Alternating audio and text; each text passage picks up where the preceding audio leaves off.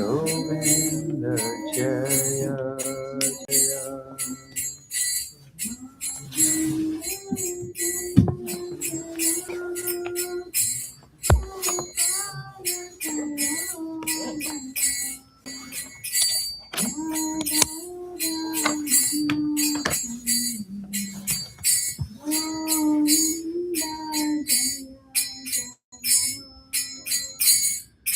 Govinda Jaya Jaya, Gopala Jaya Jaya, Radha Ramana Hari, Govinda Jaya Jaya.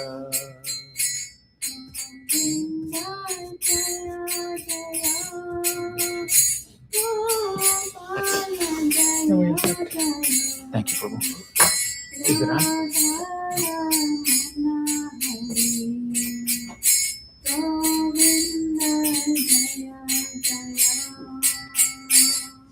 Govinda Jaya Jaya, Gopala Jaya Jaya, Dharamana Hari, Govinda Jaya Jaya.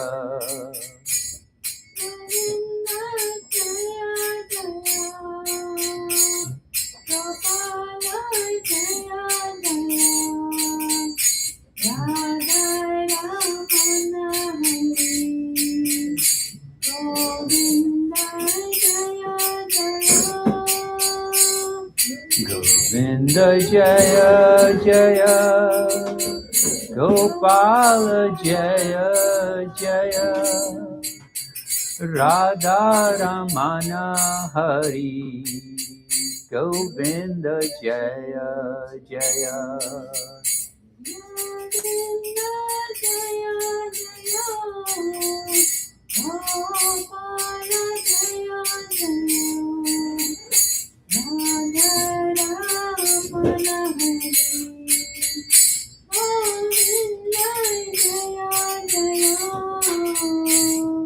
Govinda Jaya Jaya, Gopala Jaya Jaya, Radha Ramana Hari, Govinda Jaya Jaya.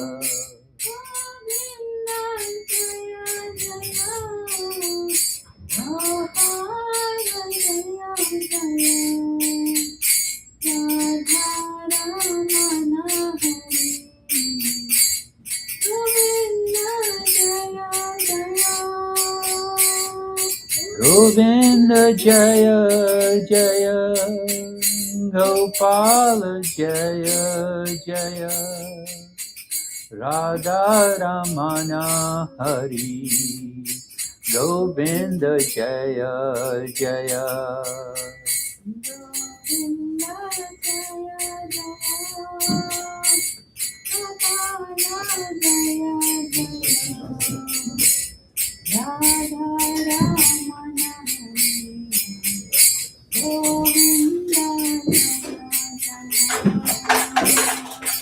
Govinda Jaya Jaya, Gopala Jaya Jaya, Radha Ramana Hari, Govinda Jaya Jaya.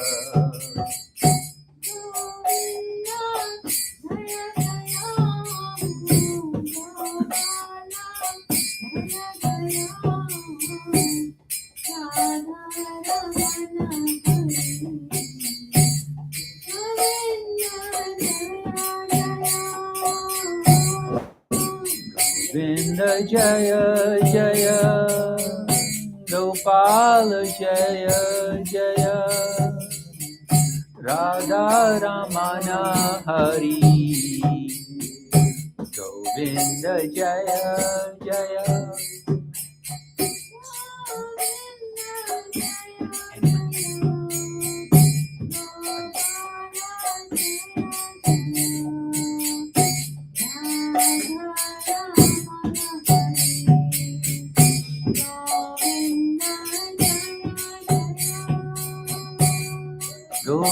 Jaya Jaya Gopala Jaya Jaya Radha Ramana Hari Govinda Jaya Jaya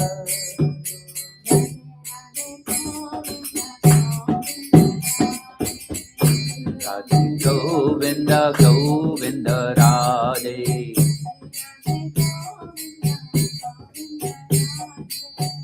Radhe Radhe Govinda Govinda Radhe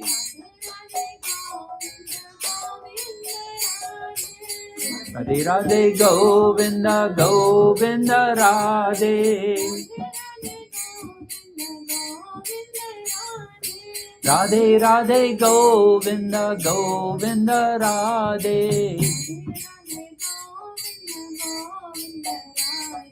Radhe Radhe Govinda Govinda Radhe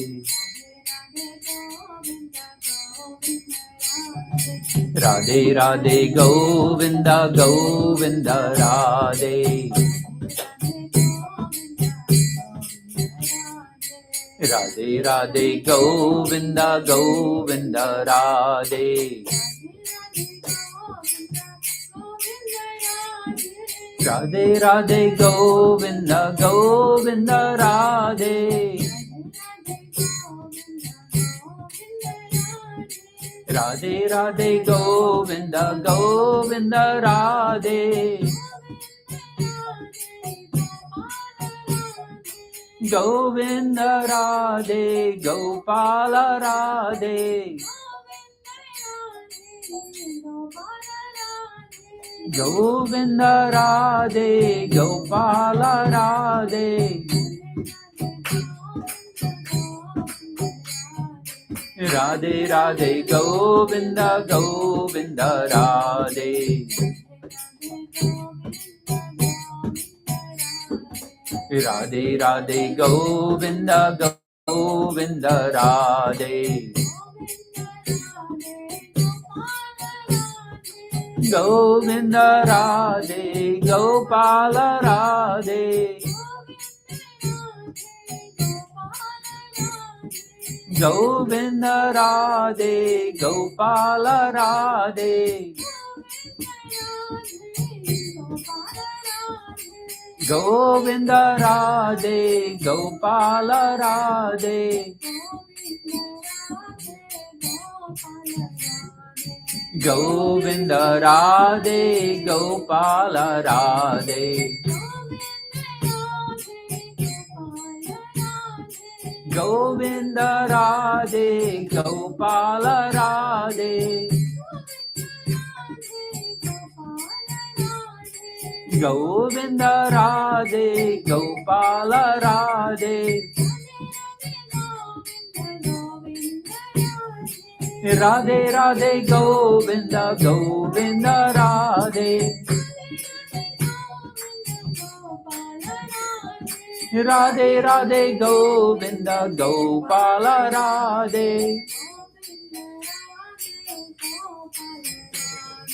Govinda Radhe Gopala Radhe Govinda Govinda Govinda Radhe Radhe Radhe Govinda Govinda Radhe Radhe Radhe Govinda Govinda Radhe Radhe Radhe Govinda Govinda Radhe Radhe Radhe Govinda Govinda Radhe Radhe Radhe Govinda Govinda Radhe Radhe Radhe Govinda Govinda Radhe Radhe Radhe Govinda Govinda Radhe Radhe Radhe. Hare Krishna. All right. Thank you. That was wonderful. All right. Let's start with a couple more prayers. I need all of them I can get. Namo Vishnu Padaya Krishna Prastaya Bhutale Srimate Bhaktivedanta Swami Niti Namani Namaste Saraswati Devi Gauravani Pacharine Nirvishesha Shanyavadi Paskechadi Shatarine Jai Shri Krishna Chaitanya Prabhu Nityananda Shri Dvaita Gadadhara Shivasadi Gaur Bhaktivinoda Hare Krishna Krishna Krishna Hare Hare Hare Ram Ram Ram Hare Hare Jai Prabhupada Ki Jai Jai Gurudev Ki Jai. All right. Welcome. Back in the saddle again, huh? We had a little hiatus. Everybody have a good spring break? Yeah? So I had the opportunity for the first time to go to the New Vrindavan trip with some of our friends. And it was so much fun. And that was the inspiration for our talk today. So we met this Prabhupada disciple, just a beautiful soul, and one of the first pioneers who started ISKCON in America along with Prabhupada, obviously. And she is Mother Malati, and she's such a beautiful soul and such a character. But we went to go see her, and of course, in true fashion, she just like, oh, well, let me tell you about this verse, And so she started, to talk about Krishna, and so that truly is what inspired us, because it was so intriguing, the verses that she read, that we ended up kind of like discussing it for a little while, and it says, okay, why don't we do a presentation around the subject matter? And that's kind of how this came together. So enjoy with no strings attached. What do you think I'm going to talk about here? What's the catch? Those of you guys weren't with me. All right, fine, Rasa. Leave you alone. Okay, we'll start. Okay, so this is the verse that got that kind of inspired us to have a further discussion. So, Asha, you want to read real quick? Since Sri Chaitanya Mahaprabhu was omniscient, he could understand Raghunatha Dasa's mind. The Lord therefore instructed him with the following reassuring words: be patient and return home. Don't be a crazy fellow. By and by, you will be able to cross the ocean of material existence. You should not make yourself a shaw-bottle devotee and become a false Renunciant. For the time being, enjoy the material world in a befitting way, and do not become attached to it. Sri Chaitanya Mahaprabhu continued, within your heart, you should keep yourself very faithful, but externally, you may behave like an ordinary man. Thus, Krishna will soon be very pleased and deliver you from the clutches of Maya. Thank you, Asha. Okay, worth considering, right? Because our natural instincts is to not think this way. Lord Chaitanya is talking like that. You're like, well, wait a minute, this is a little confusing, because what are some of the verses regarding sense gratification and enjoyment do we hear? Like, what's the common theme, if you will? You don't have to recite a sloka necessarily, but anybody, like, as it relates to sense gratification, what do the scriptures usually say? What does the Bhagavad Gita say? Don't do it, right? Preach anything? Like, sense gratification, you're not supposed to do it. So here's Chaitanya Mahaprabhu telling Raghunath Das. So I'll just give you a little history. Raghunath Das he came from a very rich family. They were billionaires, okay? And so he wanted to run away and join Lord Chaitanya and become a monk and preach. And that was causing a lot of distress to his family, right? And so Lord Chaitanya said, hey, listen, there's a time and a place for everything. This is the body that you were born in. This is the family that you were born with. And so you have a role to play. Play that role. And there'll be a time for you to join me. And so this was his instructions to him. So these instructions are very instructive for us as we try to navigate and figure out what is spirituality and how do I fit into it? And is it even right for me? Or is it too old and ancient and is not applicable anymore? right? And so that's how we're going to talk about. And we're going to get, and I like to have a nice discussion, because if you open up about some of the, because I'll be honest with you, I mean, first things I'm like, what? We can't enjoy it all? Like what? I like some things. So that's what we're going to talk about. This is my favorite topic. Okay. Should we start? Yeah? Okay, cool. Okay, so we're going to start with the 4 goals of human life. Right? Pretty straightforward. But we don't really talk about these things. This is what the scriptures say is our purpose in life. Okay? Dharma, righteousness, duty, ethics, doing duties according to scripture. Make sense? We're all familiar with these, right? Who wants to read the next one? Om, you want to read the next one? Artha, prosperity, economic values, acquiring wealth through righteous means. Acquiring wealth through righteous means. So the scriptures tell us to acquire wealth.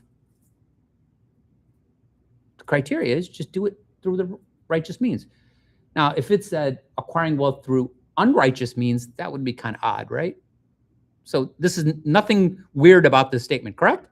All right, next. Garish, you want to read the next one? Pleasure, desire, emotion, fulfillment of desires in a regulated way. Okay, now we're talking about fulfilling our desires, but just in a regulative way. And we're going to talk about what it feels like to fulfill our desires in an unregulated way in a minute, okay? Ananya, you want to read the last one? Moksha, liberation, spiritual freedom, freedom from cycle of birth and death. Does everybody understand this last one? We look like we're all from India, right? So this is a pretty common thing in India, right? In our Vedic culture, the purpose of life is moksha. And moksha is defined as transcending this cycle of birth, death, old age, disease in the middle, right? We're all agreement here.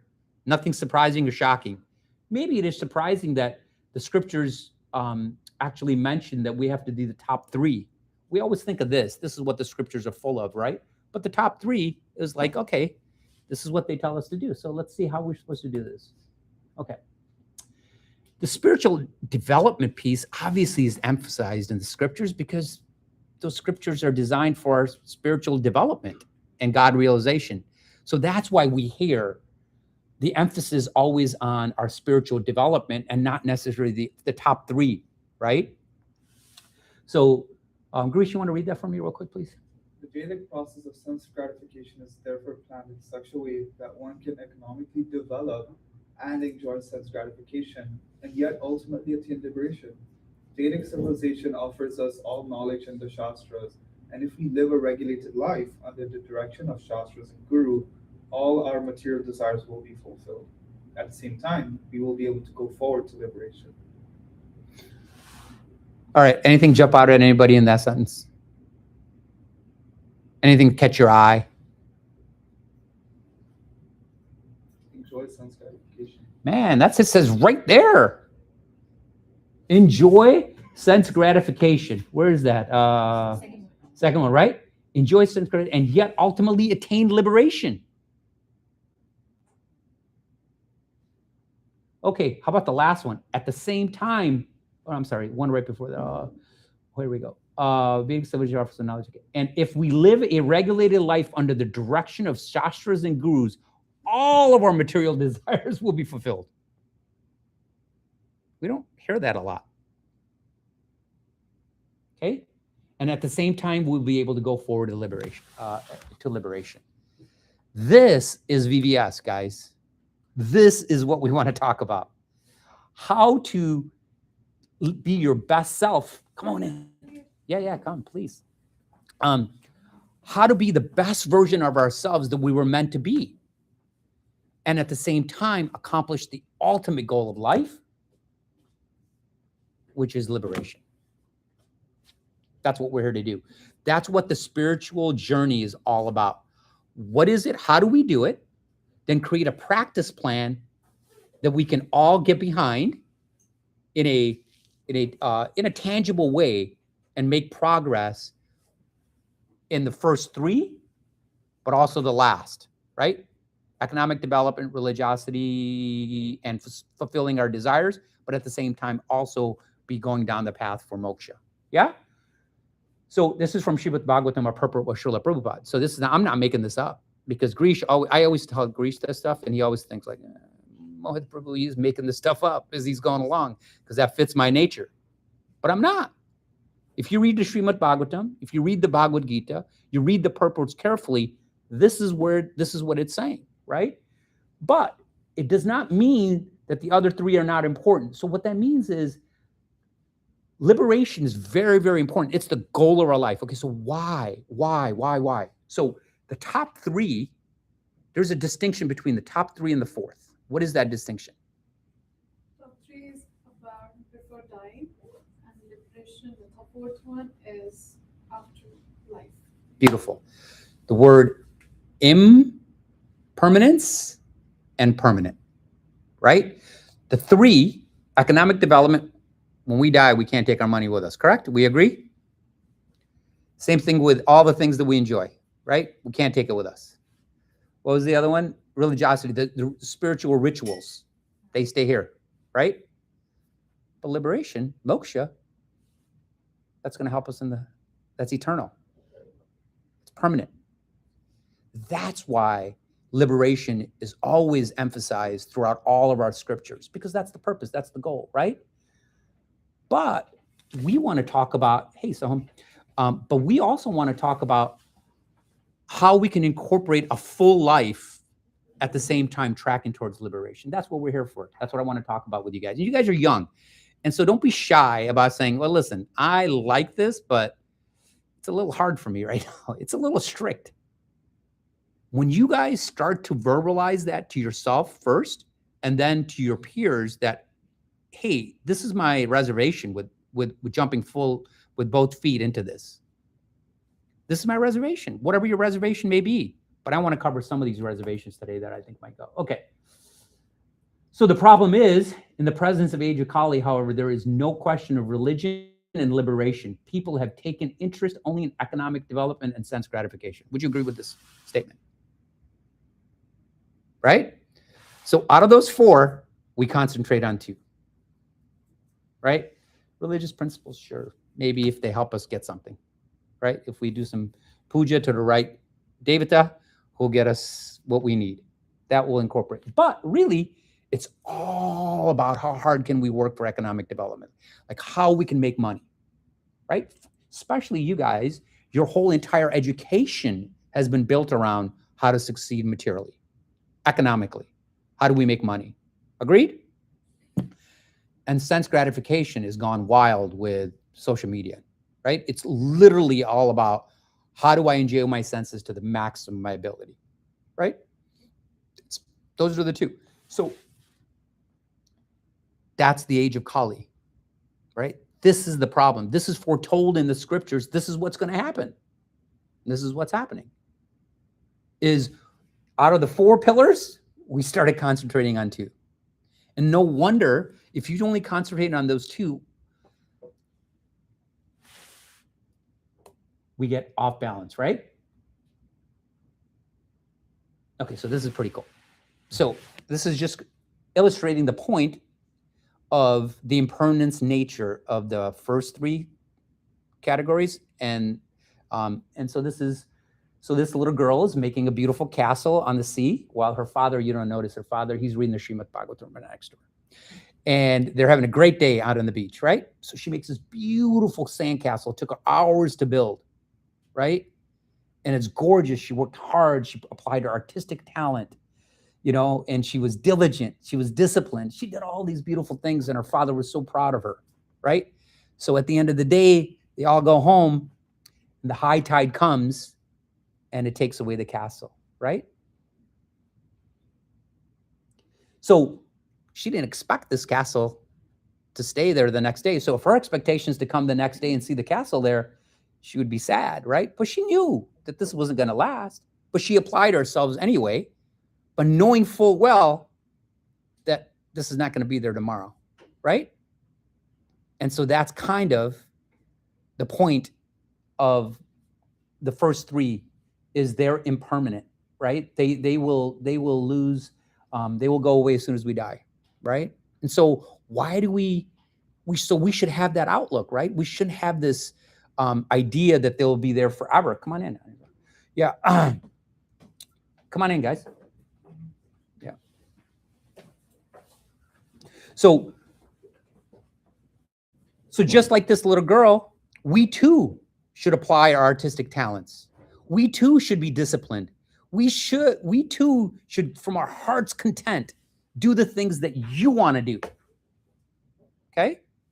But don't get attached to the fact that you're going to carry it with them. Don't be consumed with it, knowing that it's an impermanent type of thing. So while we're doing this, we should focus on our spiritual path as well. That's the point. Don't forget about that, the other two in our four point place. Okay, so the 4 stages. So this is kind of what I want to talk about now. I want to talk about this process of enjoyment and sense gratification and how that flows. Okay?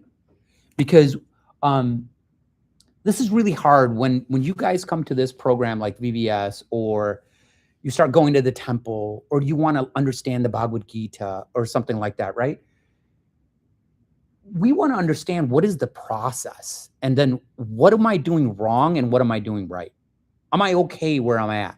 And that's what we're going to talk about. What are the different stages, right? So, Tanmay, well, I'll ask you to read it in a second. So the first stage is hedonistic. Anybody know what the meaning of hedonistic means?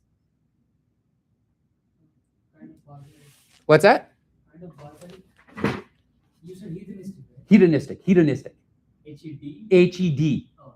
Hedonistic. Anybody know? Somebody look it up real quick for me. Soham, you want to do it real quick? Yeah. So when I think of the word hedonistic, I think of like kings and palaces with food and lavish and luxurious assortment, a couple of girls around and things like that. So, hedonistic describes a life or philosophy dedicated to pursuing pleasure and avoiding pain, holding that gratification is the highest good. Okay, so it means instant gratification and pleasure trumps everything else. So my satisfaction is above Ananya's good. Okay, so can we all agree that that type of enjoyment is probably not good for you? So I'll give you a real example. How about going to drink, but drinking to get wasted? Okay, that's hedonistic behavior. That's not, you're probably going to hurt yourself and you're probably hurt other people along the way, right? Okay, so it really comes from the point of I am the enjoyer, right? And from Bhagavad Gita 3:27 follow gets I am the doer. And from Srimad Bhagavatam, life centered on eating, sleeping, mating, and defending. What does that describe, you think? Yes. Who said that? Soham? Yeah.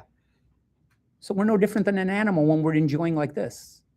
And I know you guys all know you're not animals, right?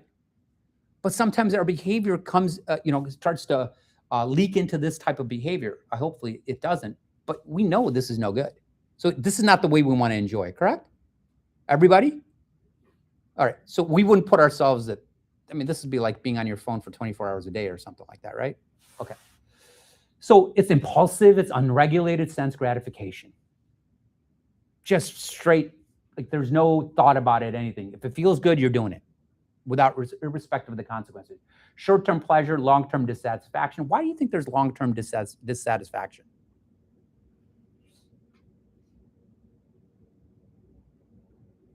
You have the guilt after doing that. Okay, that's perfect. Guilt. Anybody? Any other reason?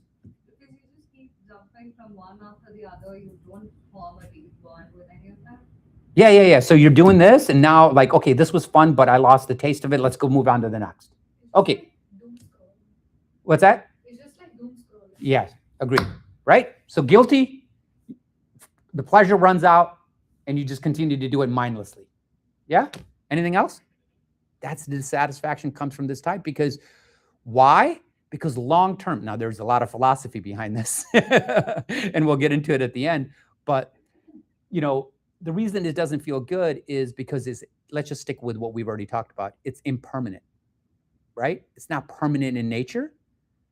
And that's why when things are not permanent, they make us feel good for a little bit, and then they go away, and that's why we keep looking. And so we're gonna close this up. Why do we have this tendency to want instant gratification instead of long-term, right? And so we'll talk about that. Okay. Modern examples: party culture, hookup culture, consumerism. Agreed? Do you guys all know this? Yeah, it happens. We had a nice conversation about it, Soham, right? Outcome is anxiety, burnout, and emptiness. We already talked about it. Okay, fair? We should add loneliness. Loneliness? Yeah, we Lose become. all your friends after a while. What's that? Lose all your friends. That could. There's a lot of stuff that can happen out of this. Sheesh. Okay. Stage 2, regulated enjoyment. Dharma framework. Okay, so this is the next step of enjoyment. Okay, so let's see where we fit in on this. The shift from impulsive to regulative. Okay, this is good. We're on the right path here, right? The Bhagavad Gita 6:17 says, he who is regulated in his habits of eating, sleeping, recreation, and work can mitigate all material pains by practicing the yoga system. Okay, now we can scroll. We can go see a movie. What else? We can play sports. We can dance. We can do other things, that we have these unique bodies that were meant to enjoy certain things. Ananya likes to do things a little different than what I like to do.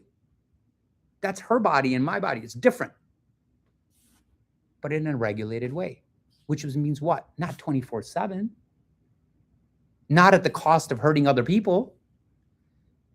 And I'll just throw this in there. Not at the cost of you forgetting what the real goal is, which is number 4, which is liberation or moksha. Yeah, makes sense? You guys with me so far? Makes good sense? Okay. So examples, you're disciplined in your career choices, not just jumping from job to job, right? Second one, monogamy versus promiscuity speaks for itself, right? So we're not saying no, just do it the right way, right? Health conscious living. Our spiritual parallel will be early exposure to regulative principles, a soft adoption, if you will. Okay, we'll get to that, what that means in a minute. Okay, insight. Regulations does not eliminate enjoyment, it stabilizes it. Okay, so no one's saying no to movies. No one's saying no to anything. I'll cover the 4 regulative principles at the end if you want, and why we don't do those things. And it's because of a hedonistic nature, actually. But really reason, what are the 4 regulative principles of spiritual life? Anybody?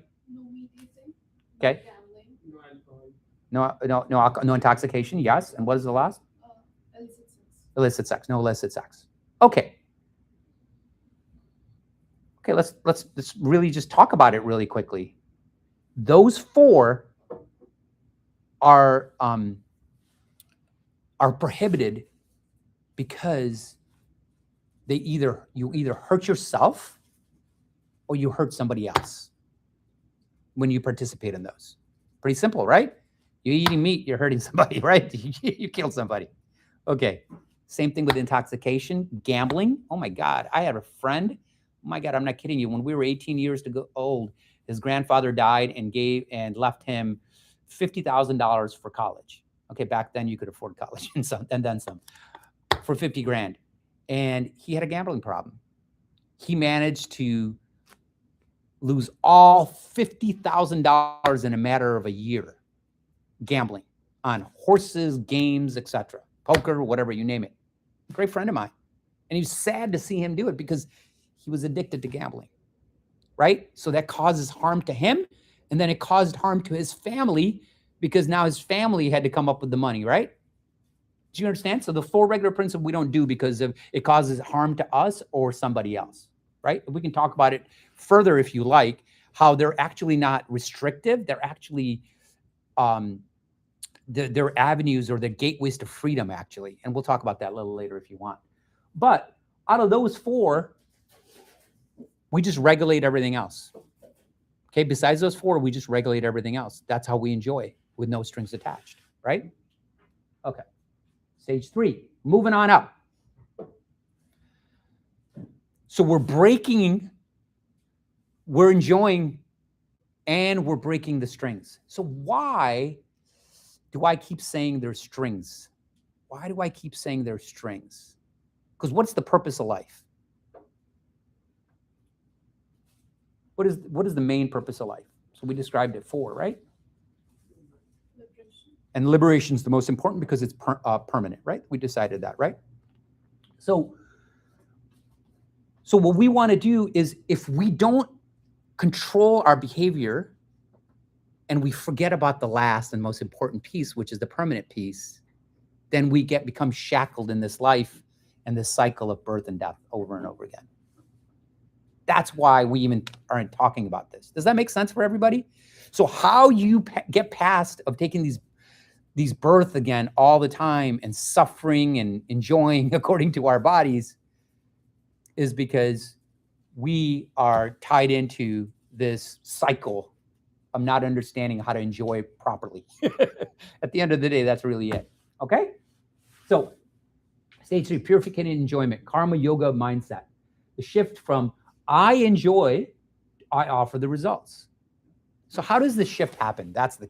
So how do we get from hedonistic to stage 2, and then from stage 2 to stage 3? How do we get here? Like, how does Om, who was hedonistic in his nature, I'm just kidding, how did he get to stage 3?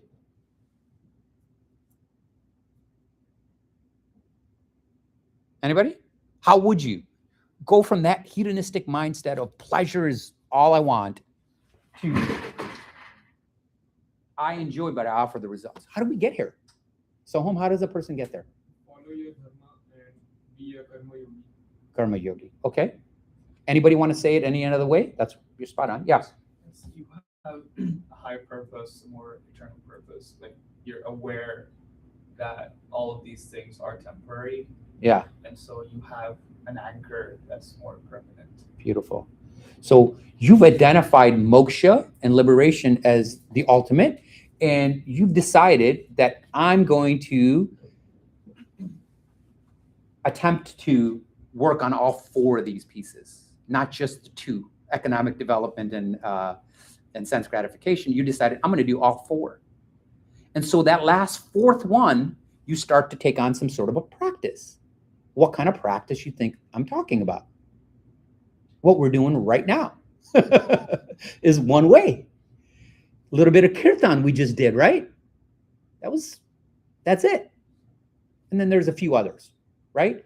But that process of devotional service, as we like to call it, helps to change our mindset and move up in this ladder of enjoyment so that our enjoyment doesn't bind us. And at the same time, here's the kicker. I'm not kidding. You get more pleasure from your sense gratification. Okay? And we'll talk about how that happens.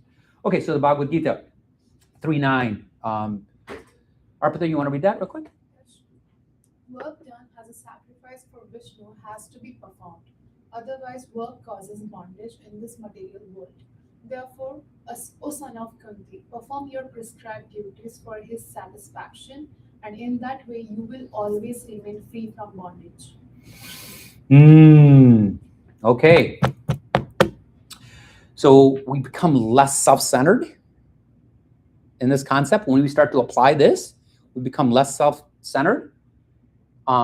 We have a purpose of what we're trying to do, which is satisfy Vishnu, right? And the examples are working, but offering the results to a higher cause. Okay, so what does this mean? Can somebody define that for me? How do you work, but offer the results to a higher cause? If you truly believe you are not the one who actually do it. Yeah. Because when you go to the character I, then you cannot stay away from the result. You always need it because you're the one who do it. But if you stay away from that, then you cannot. Okay, very well said. Yeah, very nice. Nicely said. So working, all that means is, hey, listen, I've got a job to do, which is I got to get educated and get a job because I got to support a family. I'm going to have children, right? So I've got to get my act together, right? However, I'm doing it for them. Thereby, I'm doing my prescribed duties, right? For a higher cause than myself. That's the first step. Second step is those prescribed duties are ordained to me by the divinity, right? By Krishna. And so I'm going to give it my best, but whatever the results are, I don't really care. Okay? Gratitude before consumption. Okay, so an example would be is how many of you guys pray before you eat? Right? Prayer. You've learned that from you since you guys were like toddlers. Pray. Why? Because it gives us a sense that I'm not the doer. I'm receiving this as a present. And so it creates that grateful mindset. Yeah? Okay, psychological. And doing these two changes our psychology, right? It actually reduces anxiety. Why? Why? How does it reduce anxiety? Go ahead. You know, when we trying to do things at I am doing, Yeah. you always have tense if you're not able to do or you are in challenge. But when you not hold the first position, you don't have to hold it. This is the easiest thing in the world. It was not my fault, it's his. Right? It's like, I did what I'm supposed to do. Krishna, I don't know what happened. Right? Anyone? Like, it's not me. That's how you reduce that anxiety. You start to realize that you are not by yourself the doer of what happens to you in your life. Like we were talking about that last night, right? So if you want to, can you think of an example that might be like that? Well, perfect. Yeah, go ahead. So, like many of us they say after we come here when we came to do the masters or whatever we came to study, we did our best and we thought when we done the study we will have a great job. Yeah. We always plan. But Yeah. things doesn't happen the way we. Sometimes it works for some people and sometimes it doesn't. So is it your fault anyways? No. I did what I What do you mean? Yes. I did what I could have done. There But you then go. the result was not in my hand. Exactly. So, Right? You guys, does that make sense to everybody? Right? We are going to do our best, which is, did you study hard in school? Yes. Right? You guys did. You graduated, you got your degree, you're prepared for your interviews, but sometimes they close the job. Or somebody interviewed and you had 500 applicants. It's almost luck at that time, right? Or karma, right? Whatever. So that's the point. It reduces that anxiety because now you understand I just do my part. And if this fork, right, Arpita, if this fork takes me to this way, great, I'll go this way. If the fork takes me this way, I'll go this way. I just got to do my best. But the results are what the results are going to be. So I'll give you an example. I studied finance, wanted to work on Wall Street. Okay? I ended up in sales. Is that a failure? I don't know. I don't think so. Like, you know what I mean? I think I can run a company right now. Will I get a chance? Maybe not. Right? It's not my fault. I'm going to give it my best. I'm not going to stress out about it. Does that make sense? Okay, cool. All right. We'll carry on. Stage 4. Now we're getting even. So now we're even breaking more those ropes that were tying us together, tying us to this world, right? So this is where. Now, remember, we started with saying is we're not restricting enjoyment. So as we're moving up these stages, we're increasing enjoyment. Okay? It's just scrolling is becoming less enjoyable. Does that make sense? That's the only difference. Okay, so I'm going to ask this question now. So those of you guys, raise your hands if you guys went to the New Vrindavan trip. Yeah? Okay. Let me ask you a question. Did you spend more or less time scrolling that week? You spend less time. Okay. Did I hold like a stick to your head for not, or did I take away your phones? No? I didn't take away your phones. But why? Why did you guys spend less time scrolling? Did you miss it? But why? Because we were in the direct relationship with Krishna. Because we were busy doing other fun stuff. Right? We found happiness with something greater than scrolling. Right? But we still had that instinct when we got a minute. We're like, oh, what did I miss? Right? What did I miss? Like, I found myself like, give me my phone. Right? That's our old habits. We were only there for a week.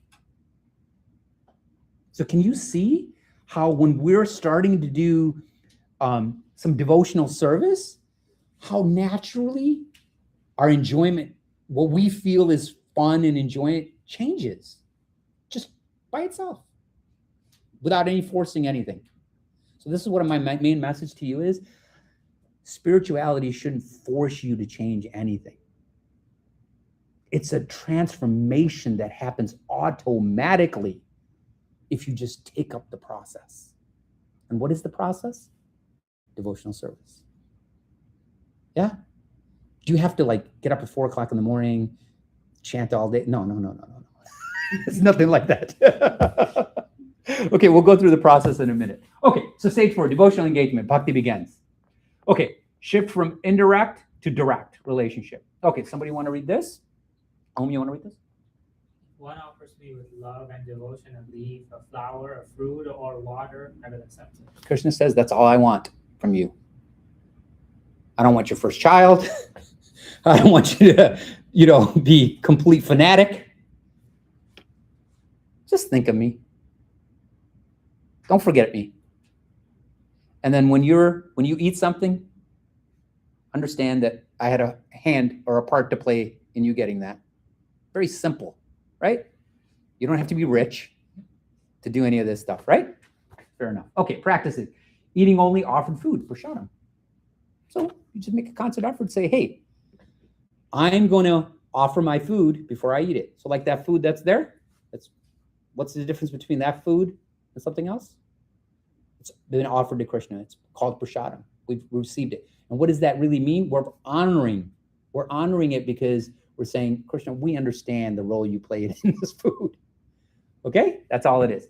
Keeping your body, mind, and fit for a higher purpose. Go work out, man. We went to New Vrindavan, and what did they have? What were we all surprised that they built? They have a fitness center in New Vrindavan. The Holy Dham in America. There's a fitness center in there. Times have changed. Why is it in there? Come on, it makes sense. We're in this material world. We have to maintain these bodies, right? But I bet you everybody that works out there does their rounds before, chants their rounds before they work out, right? That's the point. We can't let all these different things come in the way of our spiritual practice, right? Vignesh, come on in, man. Okay, so key transformation. Same senses, but different purpose, right? Eating goes from indulgence to honoring food. Think about that word, honoring. So it goes from, oh my God, this tastes so great, I can't wait to eat it. Oh, I'm going to take some home with me. Can you make a plate for me to go home with it, right? Like wanting it all. And we all gone through this stuff. I mean, we still get it. Like you put a pizza somewhere near me, I'm like, you have to fight that. You have to fight the old habits, right? But we're still eating, aren't we? The food is just the same. That pizza is still the same. We just have a different little mindset. Yeah? Okay. Any questions? Okay. There's stage 6 too. Yeah, we got all kinds of stuff going on. Okay. So as we continue down this paradigm, somebody want to read this for me? Tanmay, you want to read? Though the embodied soul may be restricted from sense enjoyment, the taste for sense objects remains. But ceasing such engagements by experiencing a higher taste, he is fixed in consciousness. How about that? So now we just replaced, so who can give me an example of something they loved to do in the past that they no longer like to do? Anybody? Yes. 26 years, I enjoyed eating meat. Thank you for being so transparent and honest. This is awesome. Yes. Awesome. You don't like it anymore. Okay, great. Anybody else? Something they love to do, they don't do anymore. It doesn't have to be too personal. Yes. Listening Bollywood music. Listen to Bollywood music. That's what's- Just kind of easily transitioned, right? You'll still listen to a song here and there. We played a game in a car that Soham was amazing at, right? But that's okay. There's nothing wrong with that, right? But slowly things start to shift, right? That's what's happening here, guys. So this enjoyment continuum is the things that we enjoy starts to change. Okay, now this is not a really far out mystic phenomenon, guys. It happens to us in our daily lives. What I enjoyed in 3rd grade is different than what I enjoyed in 6th grade. It's different than what I enjoyed when I got into college, and et cetera, et cetera, et cetera. What I enjoy today is different than what you guys enjoy on a regular basis. It's normal. The only difference about this is spiritual, in the sense that it's permanent. That's the difference, right? So I like to play golf. Yeah, I guarantee you don't love to play golf. But when we replace golf with going to moksha tomorrow, that's spiritual. It's permanent. That's the difference. I'm not going to stop playing golf to go to moksha. I'm going to go play golf and I'm going to go to moksha. Does it make sense? Okay, cool. You're with me, right, you guys? Does this make sense? Okay, cool. Okay. The lower pleasures automatic. Remember I said the word automatically? Okay.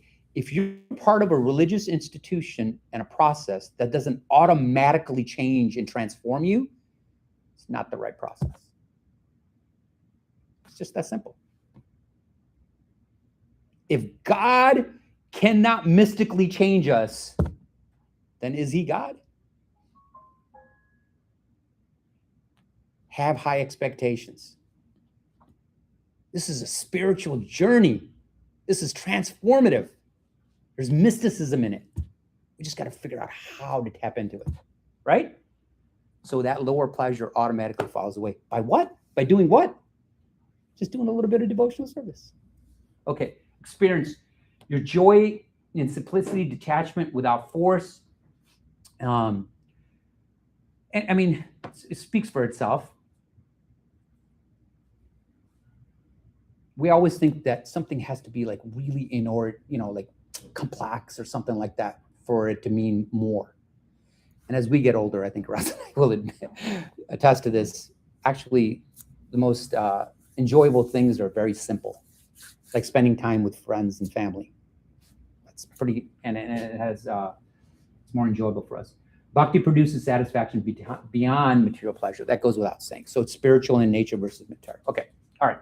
And if you don't believe me, try it. That's the only way you're going to find out. Okay, so important clarification. There is no regulation or suppression.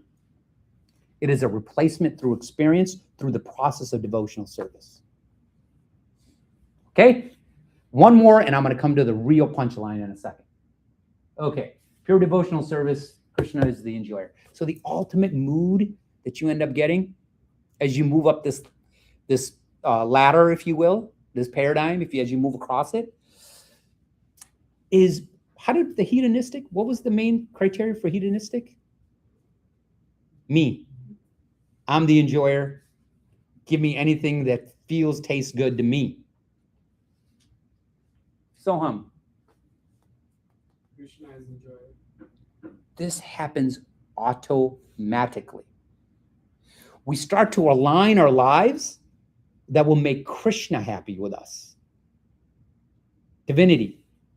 So what does this mean? I'm absolutely aligned with my Dharma. I have worked the process where I am doing what I was meant to do, and I am going to satisfy divinity and break this chain of transmigration. That's what that means. Yeah? Okay. Ultimate realization. Anyone, you want to read this? A person, Oh. Krishna is the enjoyer. A You- person is full consciousness of me, knowing me to be the ultimate beneficiary of all sacrifices and Austerities. Yep. The supreme lord of all planets and demigods, and the benefactor and well-wisher of all living entities, attains peace from the panch of material miseries. Okay. So this continuum that we started on from enjoying and this process as we get higher and higher taste, this is what he says. Ultimately, it takes away those miseries that also come with material enjoyment, right? Our older way of enjoying things. And it gives us great satisfaction. Yeah? So the identity shift goes from the enjoyer to participant in divine enjoyment. How beautiful is that, right? So how many of you made somebody happy and it made you feel happy? Everybody, right? So this is not a foreign concept. When you make your parents happy, how much satisfaction do you derive, Soham? Most. More than what you did something for yourself. So this is not a foreign concept at all. Okay? But what if you made God happy with what you're doing? Think about how much happiness you can feel. This is what they said. You see these sadhus that become so engrossed, right, in their bhajans. It's because they feel this level of happiness that we can't experience because they're perfectly aligned in their dharma with God, what they're meant to do. And they're reciprocating back and forth. For what? For pleasure and enjoyment. That's what they're getting from it. Right? They may not watch, what's the new movie that came out? Yeah. So they may not watch that one. Think about how much pleasure you got from that movie. Okay? Think about the Swami. You know? Think about how much pleasure they get. 100,000 times than what we got. Okay? All right, anyway. So advanced state, acting only for Krishna's pleasure. That's the highest level. Highest level, Asha. No separate desires. Philosophical thought is true enjoyment is experienced more deeply as a servant than an exploiter. Yeah, I got it. We started late. I think Vignesh just came like 5 minutes ago. Okay. All right. So I want to stop here for a second. I want to talk about a real important concept as we're going through this is, so how many of you guys are at this stage? Raise your hand if you're at this. Ross, are you at this stage? No? You're not at this stage. Okay. So I'm not going to ask you what stage you're at. But we know what stage we're at. We know in our heart. So let me ask you a question. Do you need to feel guilty for anything? No. So if you, I'm just going to, please don't misunderstand this, don't take it the wrong way, but I'm just saying, so if you like to do whatever, fill in the blank. Listen to Bollywood songs, music, movies, video games, whatever, golf, okay? Whatever you want. Should you feel guilty? Why not?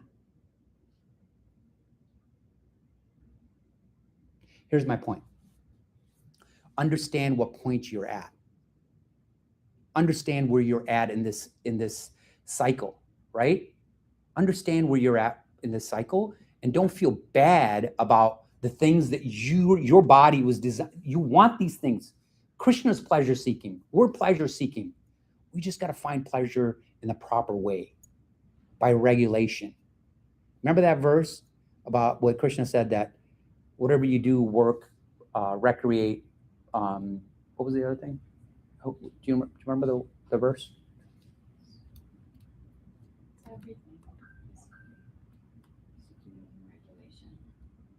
Yeah, I forgot where it is.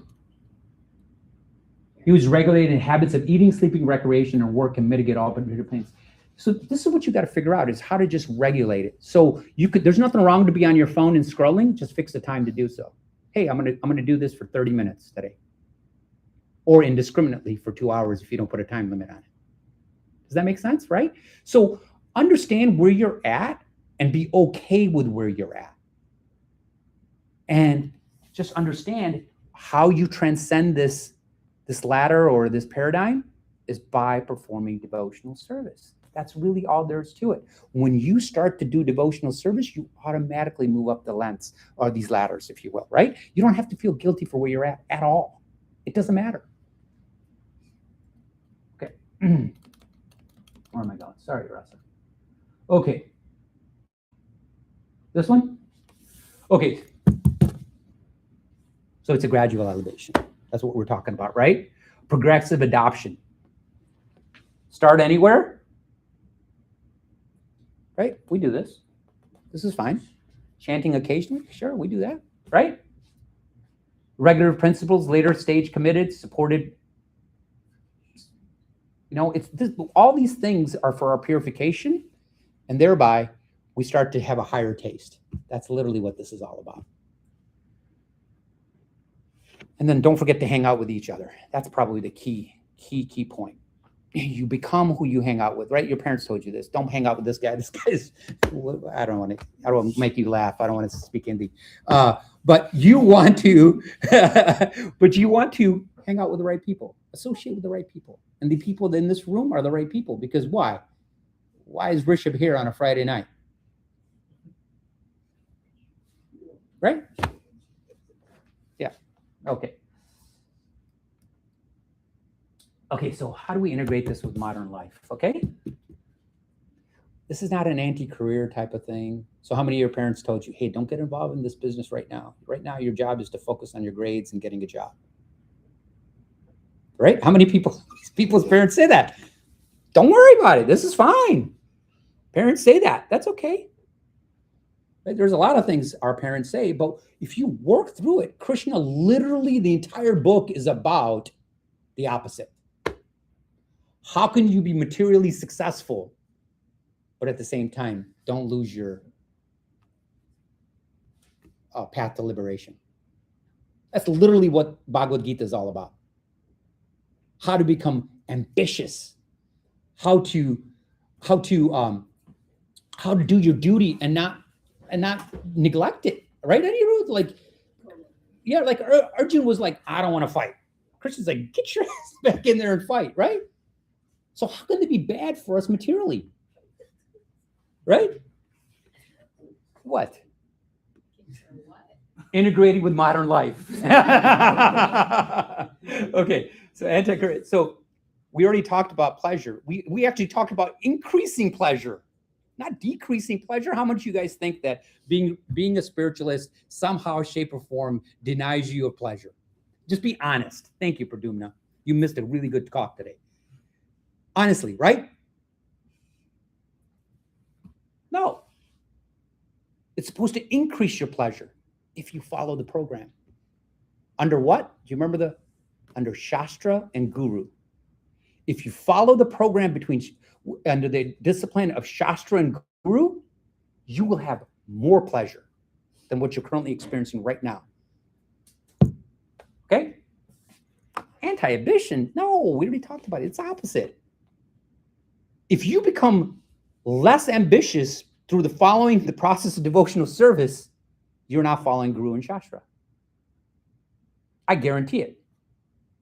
Look, there's some people that are meant to be renunciates and sannyasis. I am not that person. You are not that people, at least right now. Okay? So Krishna designed a program for us. It's in the Bhagavad Gita. He lays it out. You want to be the best materialist you could possibly be, right? You want to be successful. Krishna lays it out. To be successful in spiritual life, to be successful in material life is the same concepts. Just got to apply it a little bit for me. Okay, we're good? Okay. reframing career becomes service, right? It just changes the mindset a little bit. Relationships, they're a little bit more intimate. We take care of the people a little bit more instead of using them, right? Because if you're don't have a spiritual inclination, what ends up, we end up looking at like, ooh, Asha, how can she help me get me what I want? Right? And that mindset starts to change to say, how can I help Asha do what she wants? So it depends on what kind of person you want to be. Right, guys? Okay. Well, we already talked about this. The pleasure, that's the point of this whole talk today. That pleasure is aligned with our dharma and our devotion. So now, this is why we enjoy the most when we're like this, guys, is because it literally aligns us with exactly who we were meant to be, meaning it gives us the most pleasure. And the most pleasure we derive is by giving Krishna pleasure while we're doing the things that give us pleasure. That's the most beautiful part, right? And it's not a hard concept. That food is going to taste good to you. But that was offered to Krishna. That's all we're talking about here. Okay? Okay. Can ambition coexist with devotion? I kind of blew this one, but what do you think? Do you believe that, or are you just saying that because you guys are nice Indian kids? Huh? I do. You do believe it?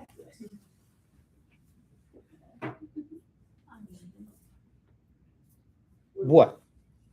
Anurat says yes. Anybody else? I can explain. Okay, go ahead. So, for example, when we do devotion, we focus like on our character. We focus on saving our energy, not wasting on stupid thing, not eating food that actually draw our energy and attention to the wrong thing rather than giving us the energy that we can contain, right? Yeah. So when we have devotion, we are energetic actually. When we are in devotion, we don't have a lot of stupid things to do. Like I can sleep at 9 p.m. I don't need to go to the club because I don't care about it. Yes. And then another thing is that when I'm doing devotion, because I have my energy, I can invest in my future. I can be more ambitious. I can be more focused. Yep. So it's all together, right? Yeah. I'm going to give you a little bit of a secret. When you start to understand how important it is to do service for Krishna beautifully, right? As we go down this, like as we grow in our spirituality, one of the things that starts to really imprint in our heart is, ooh, I took on this service. I promised Prabhu I'm going to do this. So I'm going to do it to the best of my ability. Like I'm going to do it so well because Krishna is watching. When you start to have that mindset, guess what? Is your work, remember we defined it, our work becomes not a service for us, but for Krishna, right? So guess what are you going to do for the same mindset, like you said, is going to transfer over to your job. Like Rasa does it. So Rasa and Tanmay and Arpita went to a trade show, right? And so they were at a booth and they basically think of a big trade show and people come by and buy stuff and all this stuff. And so I went to go visit because I had my own booth and I just wanted to say hi. Rasa was busy and I looked down and Rasa's got a picture of Krishna, right?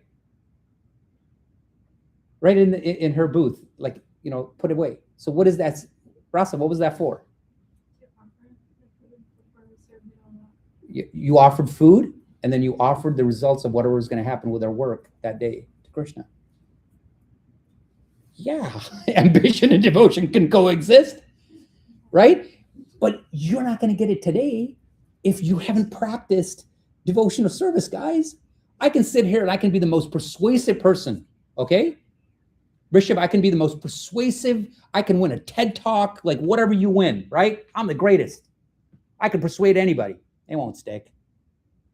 It will not stick, Om. I'll guarantee it. The only time this will stick is if you do the devotional service. So I'm going to end very, very soon, like now. Okay. So this is a beautiful, beautiful aphorism that Rasa and I heard it. Yeah, you have a question? Yeah, I just had like one thought on the previous one. Yeah. Oh, sorry. Yeah. Yeah, I was just like agreeing on ambition and devotion because I think at the end of the day, both necessitates discipline and consistency. So Bingo. when you are giving both in a singular direction. And Beautiful. And there's also a secret, there's a secret superpower. Krishna helps you in this. And then Krishna helps you in this. When you know in your hearts that it's not me, the doer, and you're doing devotion, Krishna steps in and says, okay, let me pay attention to this guy. So not only does he help us with our devotion, but he also helps with our material needs. Thank you very much for bringing that. Yeah. Okay. So this aphorism, Rasa and I, it's just so beautiful how Krishna did it. There was this beautiful devotee giving a lecture this morning, and we heard it, and it was so beautiful. And he was talking about the same darn thing. He was talking about this enjoyment and how we sometimes think enjoyment is bad. That was his class. It was so beautiful. Anyway, so his aphorism was philosophical reality meets emotional reality. So what that means is, I've told you what's in the scriptures. Most of it's designed for the highest level.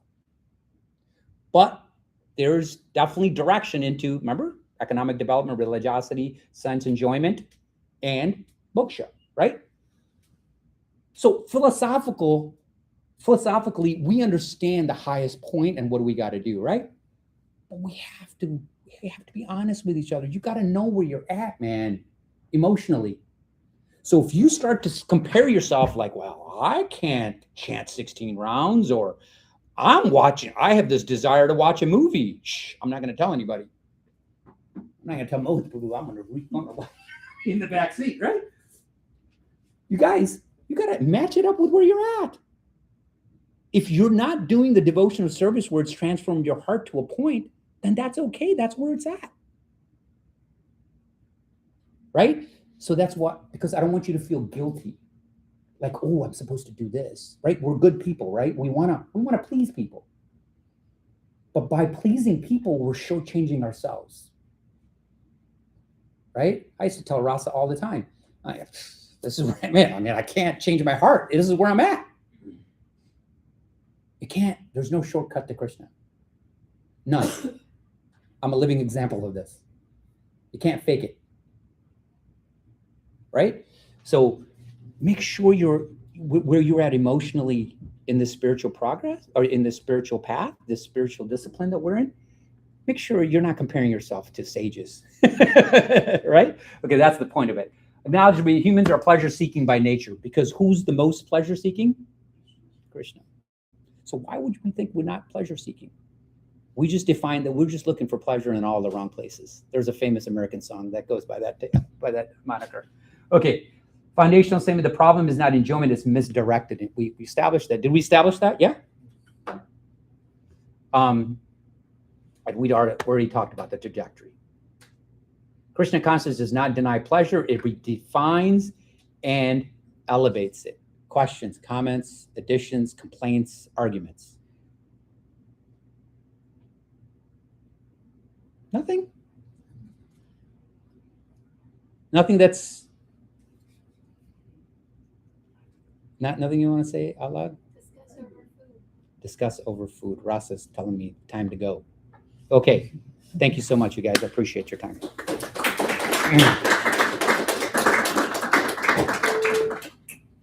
So the next part of this is prasadam. Yeah, so we need a couple of volunteers to help serve, and we can discuss over food if what I said was accurate.